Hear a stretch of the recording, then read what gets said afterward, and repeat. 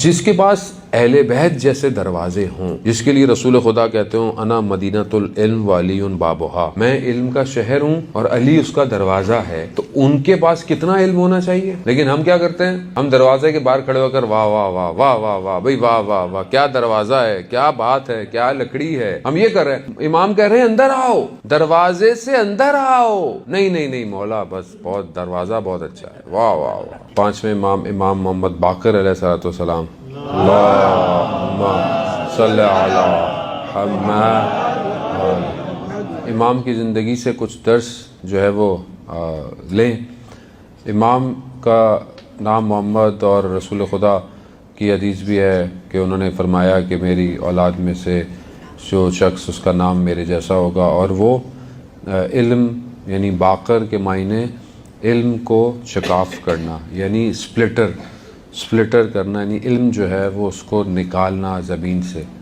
امام نے اپنی زندگی میں کہ جو واقع کربلا کے بعد ان کے والد نے جو سختیاں دیکھیں، تو ان دو اماموں کو، امام محمد باقر اور امام محمد صادق علیہ السلام کو، جعفر صادق کو جو ہے وہ یہ اپرچونٹی اس ٹائم زون میں ملی کہ اس میں انہوں نے جو علوم اہل بیت تھا، جو اصل علم تھا، وہ لوگوں تک پہنچایا، کیونکہ آپس میں جو حکمراں تھے، جو دو خلافتیں تھیں، وہ آپس میں لڑنے کے لیے، اپنی جگہ کے لیے، تو یہ ایک ٹائم زون ایسا تھا کہ جس میں انہوں نے بہت سارے شاگردوں کی، اسٹوڈنٹس کی جو ہے وہ تربیت کی۔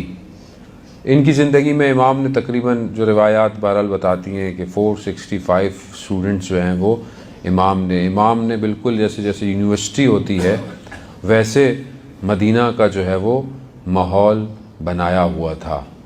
امام سے ہر شخص، دور دراز سے بھی لوگ آتے ہیں، روایتیں بیان کرتی ہیں۔ ایک شخص تھا جو کہ بہت زیادہ دشمنی رکھتا تھا، اہل شام تھا، مگر اس کے باوجود بھی امام کے پاس آتا تھا اور امام کو یہ کہتا تھا کہ میں آپ سے بہت دشمنی رکھتا ہوں، بغض رکھتا ہوں، مگر آپ کے اخلاق اور علم کی وجہ سے آپ کے پاس آتا ہوں۔ ایک دن جب وہ آخری اس کا وقت آیا، وہ بستر مرگ پہ تھا، یعنی مریض تھا، اسے تھا کہ میں اب زندہ نہیں بچوں گا، تو اس نے یہ وصیت کی اپنے گھر والوں سے کہ میرا جنازہ امام پڑھائیں۔ جب گھر والوں نے اس کو صبح دیکھا تو مردہ پایا، یعنی اس کی حالت ایسی تھی، تو امام کے پاس گئے، تو امام فجر کی نماز کے بعد مسجد میں تعقیبات پڑھ رہے تھے، تو امام کو کہا کہ ایسا ایسا ہو گیا ہے، اور اس نے کہا تھا کہ آپ سے، تو امام نے کہا کہ وہ مرا نہیں ہے، تم جاؤ میں آتا ہوں۔ امام نے 2 رکعت نماز پڑھی اور سجدہ کیا، اور سجدہ اتنا طولانی تھا کہ طلوع سورج یعنی سورج نکل آیا۔ پھر امام اس کے پاس گئے اور امام نے اسے آواز دی تو وہ اٹھ گیا، اور پھر امام نے اسے کہا کہ اس کو یہ کھلاؤ، اور جب اس کی طبیعت ٹھیک ہو گئی تو وہ امام کی خدمت میں آیا اور کہا کہ میں گواہی دیتا ہوں کہ آپ ہی اللہ کے حقیقی امام ہیں۔ یعنی اپنے علم اور اپنے اخلاق کے ذریعے سے اپنے دشمنوں کو بھی اپنی طرف کھینچا۔ کیا یہ کوالٹی ہمارے اندر ہے؟ کیا یہ چیز ہم اپنے اندر پاتے ہیں؟ کیا ہم لوگوں کو اپنی طرف اٹریکٹ کرتے ہیں یا ریپیل کرتے ہیں؟ ہمارے ہاں تو بعض اوقات ہوتا ہے کہ ہم اپنے ہی لوگوں کو بھگا دیتے ہیں کہ ذرا سا ہمیں پتہ چلے کہ اس کا نظریہ، اس کا عقیدہ کچھ اور ہے، ہم کہتے ہیں خدا حافظ۔ نہیں، انسان دیکھیں، انسان کے اندر اتنی جذابیت، اتنی اٹریکشن ہونی چاہیے کہ وہ لوگوں کو اپنی طرف کھینچے، اور اس میں سب سے امپورٹنٹ انسان کا اپنا علم ہے۔ انسان اپنے علم کے ذریعے سے، انسان اپنے اخلاق کے ذریعے سے لوگوں کو اپنے قریب کر سکتا ہے۔ اسی لیے امام نے جو اپنی زندگی میں کیا، میں بہرحال تو امام، ہم تو اس چند دن میں تو کچھ بھی نہیں کر سکتے بہرحال، لیکن کچھ حدیثیں آپ کی خدمت میں پیش کروں گا۔ امام نے علم کے لیے بہت کام کیا، علم، نالج، لٹریسی۔ آج ہمیں بھی وہی کرنا چاہیے اپنی سوسائٹی میں، اپنی کمیونٹی میں۔ دیکھیں، ہر دور میں مختلف علوم کی ضرورت ہوتی ہے۔ کیا وہ علم ہم اپنی کمیونٹی یا اپنی سوسائٹی یا اپنی جنریشن کو دے رہے ہیں یا نہیں دے رہے؟ خوب، یہ بہت ضروری ہے امام کی حدیث ہے، امام کہتے ہیں الکمال فی الکمال، یعنی کمال جو پرفیکشن، جا آپ اس کو فرینچ میں پرفیکشنز کہیں گے، تھوڑا سا آگے پیچھے کر کے ہی انگلش اور فرینچ ہے، جو پرفیکشن ہے، ٹوٹل پرفیکشن، جسے ٹوٹل پرفیکشن جسے آپ کہیں، وہ کیا ہے؟ تفقہ فی الدین، دین میں فکر کرنا، دین کو انڈرسٹینڈ کرنا، یہ بہترین پرفیکشن ہے. یعنی اس سے پرفیکشن نہیں ہے کوئی. امام کہہ رہے ہیں کہ اگر ہم چاہتے ہیں کہ ٹوٹل پرفیکشن ہو تو دین میں، دین کے بارے میں سوچنا، دین کو حاصل کرنا، دین کی نالج لینا، چاہے آپ احکام ہوں، چاہے عقائد ہوں، چاہے اخلاق ہو، یہ سب دین کا تفقہ ہے.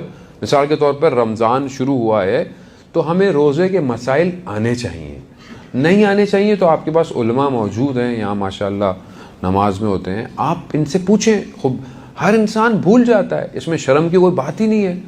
مجھے بھی کئی چیزیں یاد ہی نہیں ہے، کیونکہ ہر انسان کا اپنا ایک میموری ہوتی ہے، کتنا اس کو حفظ کرے گا. خب آپ اگر شرمائیں گے، مولانا سے نہیں پوچھیں گے تو آپ غلط کریں گے. آپ غلط کریں گے تو چیز ایکسیپٹ نہیں ہے خدا کی بارگاہ میں.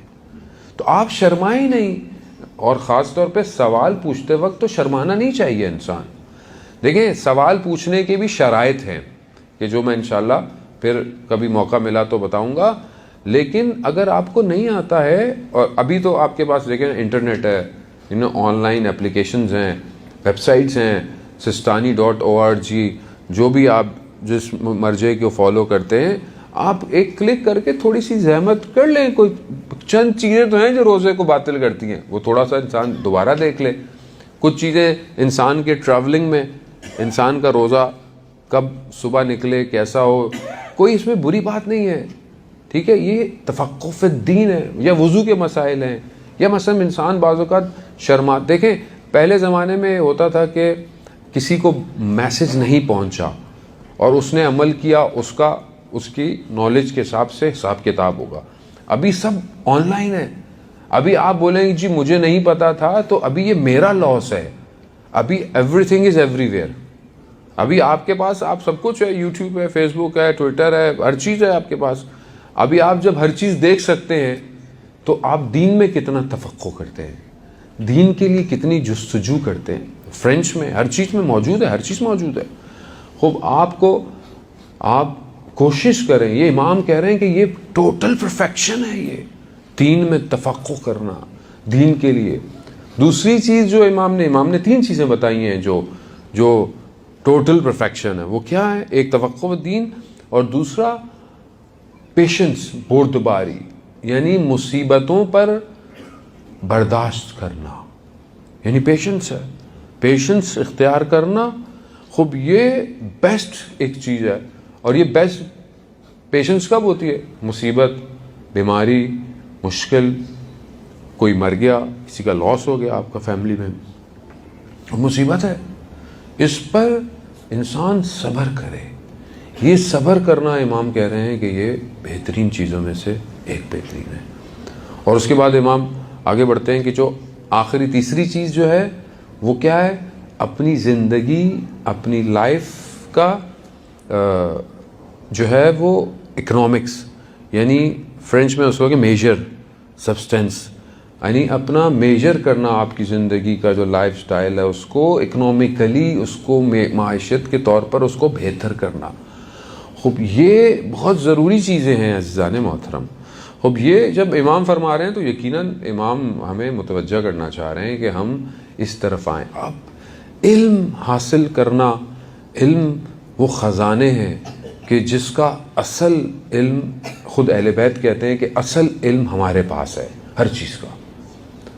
اب جس کے پاس اہل بیت جیسے دروازے ہوں، جس کے لیے رسول خدا کہتے ہوں انا مدینۃ العلم وعلی بابھا، میں علم کا شہر ہوں اور علی اس کا دروازہ ہے، تو ان کے پاس کتنا علم ہونا چاہیے.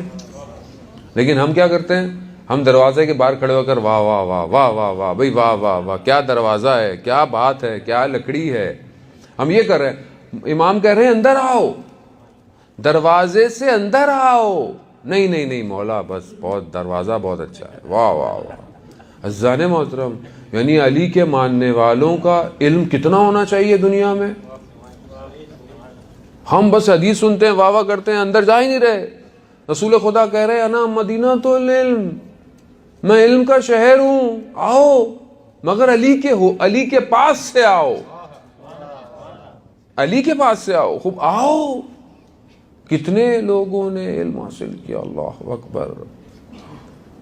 آپ وہ علامہ امینی کے جنہوں نے الغدیر لکھی کہ جو مولا کائنات کے فضائل، شعر، ہر چیز جو تھی اس کو جمع کیا کتاب کے اندر، وہ علم کیسا علم تھا اور کہاں سے علم سیکھا؟ ہر روز زیارت جامع کبیرہ پڑھتے تھے مولا کے حرم میں کھڑے ہو کر۔ ایک دن ان کو کتاب چاہیے تھی جو ان کو مل ہی نہیں رہی تھی، بڑی دعائیں کرتے تھے کتاب مل جائے، کس طریقے سے مل جائے۔ اب وہ ہر روز جائیں، مگر ایسے میں دیکھا کہ ایک کوئی عرب جو کہ گاؤں کا آیا، اس نے دعا مانگی، اور دعا کیسے مانگ رہا ہے، اگر میری یہ دعا پوری نہیں ہوئی تو میں یہ اور وہ۔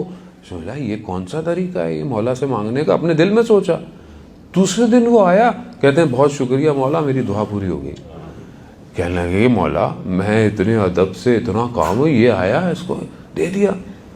اب بہرحال یہ چلے گئے، تو اب ان کے خواب میں بہرحال آیا کہ دیکھو وہ جتنی معرفت رکھتا تھا جو تھا ہم نے اسے عطا کر دیا، تمہاری معرفت، تمہارا مقام کچھ اور ہے۔ اب نہیں، اب لیکن یہ ہوا جب دیکھا تو دروازہ کھٹکھٹایا کسی نے، تو ایک خاتون ایک کتاب لے کے کھڑی ہوئی، کہا کہ یہ ہم اپنا گھر صاف کر رہے تھے تو یہ کتاب ہمیں کہیں سے مل گئی۔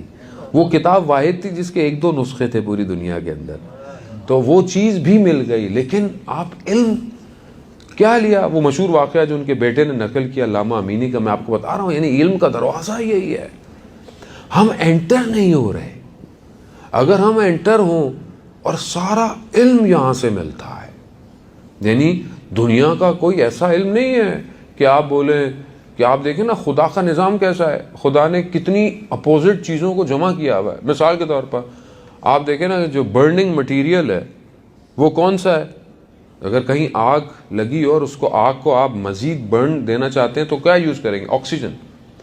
آکسیجن جتنی ملتی ہے آگ فائر اتنی بڑھتی چلی جاتی ہے، ہوا جتنی اس کو ملتی ہے فائر بڑھتی ہے، ٹھیک ہے۔ دوسرا جو بلاسٹ مٹیریل ہے، جو ایئر اسپیس شپ جو اوپر جاتی ہیں ان کے اندر یوز ہوتا ہے، جو راکٹس کے اندر یوز ہوتا ہے، وہ ہائیڈروجن ہے۔ ہائیڈروجن بلاسٹ مارتا ہے اور ایک جگہ بلاسٹ مارتا ہے اور ان کا وہ الگ الگ ہوتا ہے۔ آپ نے راکٹ دیکھا، وہ الگ الگ ہوتا جاتا ہے، اس کا ایک انجن وہ تیزی سے پرواز کرتا ہے۔ کیوں؟ بلاسٹ کرتا ہے، تیزی سے پھینکتا ہے۔ یعنی ایک بلاسٹ کرنے کے لیے اور ایک اس کو ہوا دینے کے لیے، دو مٹیریل، دونوں، ایک آگ لگانے کا ہے اور ایک آگ کو ہوا دینے کا ہے۔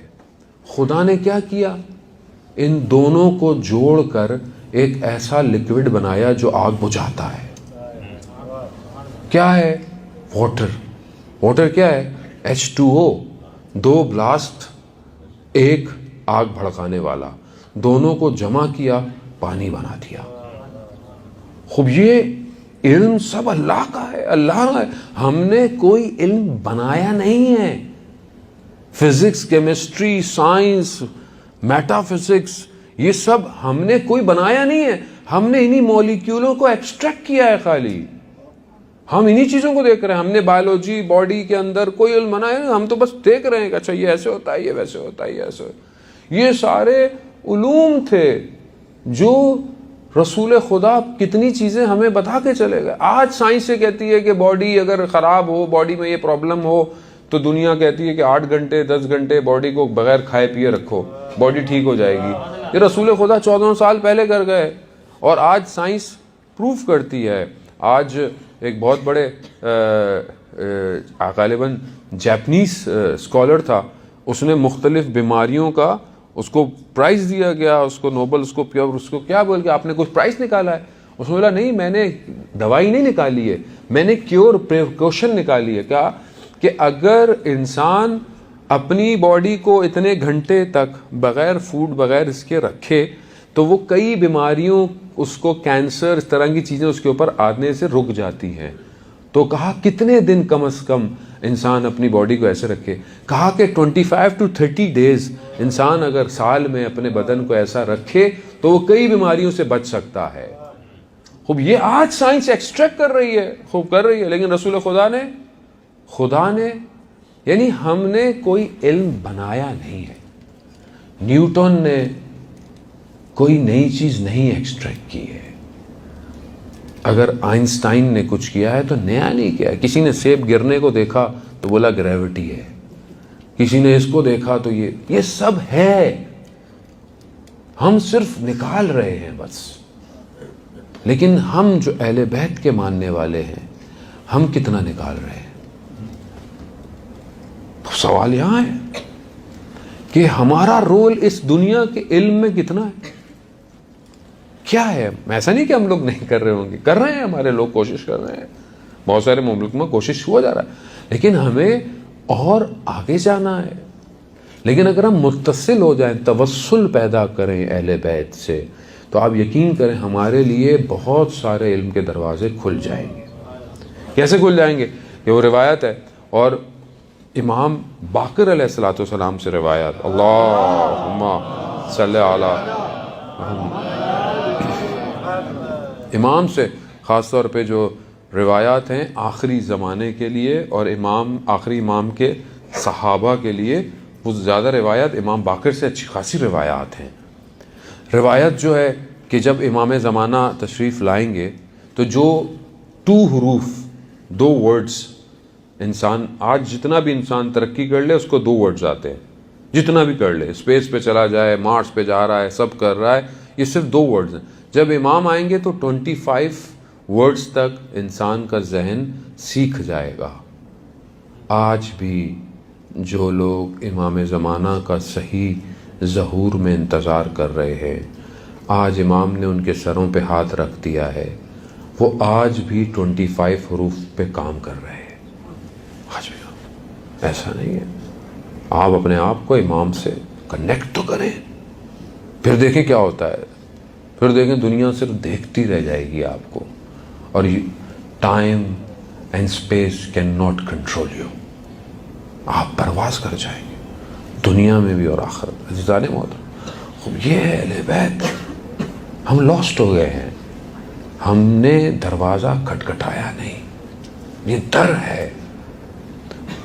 صدر المرتحلین ملا صدرہ، the best philosopher، ابھی جتنا فلسفہ ہے سب ملا صدرہ کے اس پر ہے جو اس نے دیا ہے. سب وہ 70 کلومیٹر قم سے دور رہتا تھا، اس کو وہاں پہ حکومت نے اسے قید کیا تھا، یعنی در بدر وطن سے دور. اس کو جب رات کو کوئی مشکل ہوتی تھی فلسفیکل، وہ خچر پہ، گھوڑے پہ یا گدھے پہ بیٹھ کر 70 کلومیٹر آتا تھا بے معصومہ قم کے حرم، اور معصومہ کے حرم کے اندر زری کے پاس آ کر اپنا وہ فلسفیکل آنسر لے کے جاتا تھا. یعنی they have everything. اور یہی تو کمال ہے. آج ہم تفسیر المیزان جو پڑھتے ہیں، علامہ طباطبائی، the best تفسیر we have. اگر یہ نہ ہوتی تو ہمارے پاس تفسیر اچھی کوئی نہیں تھی اس دور.